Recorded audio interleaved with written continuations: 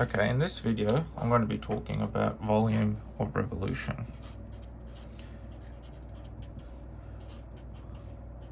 Now, volume of revolution is an application of calculus.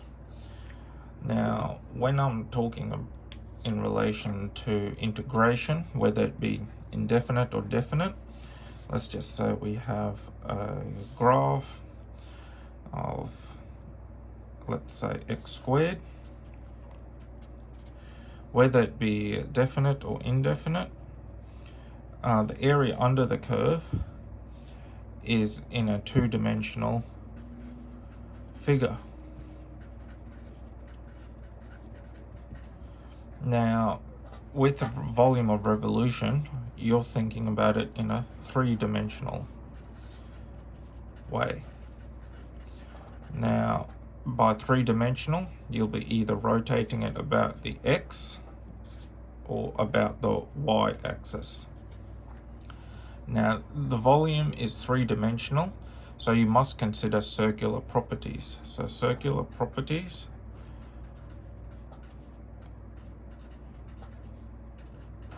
will include an area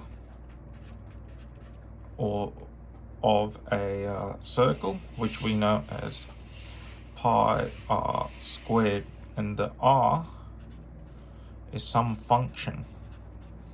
And that function is generally given to us.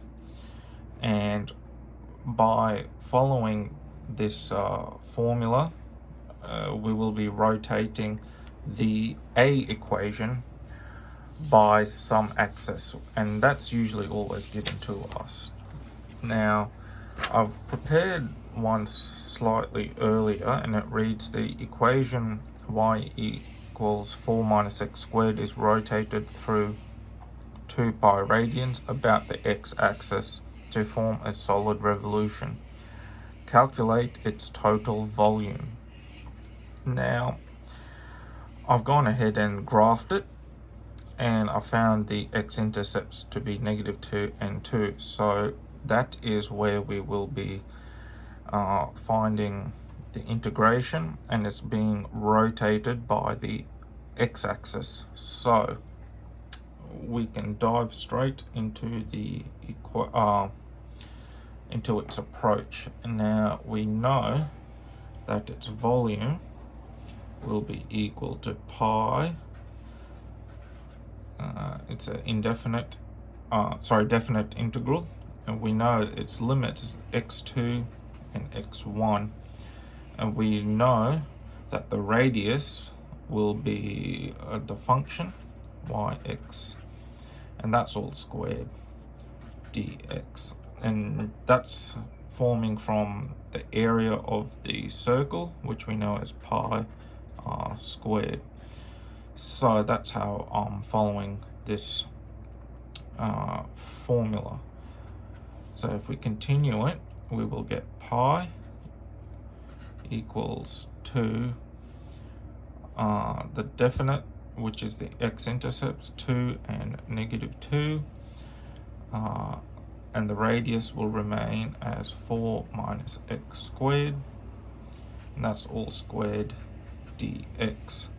Now I'm going to expand that out, and we will get 2 -2, we will get 16 minus 8x squared plus x to the power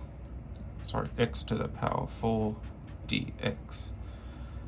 And now we're going to take the integration of this. So a pretty straightforward integration. We will get pi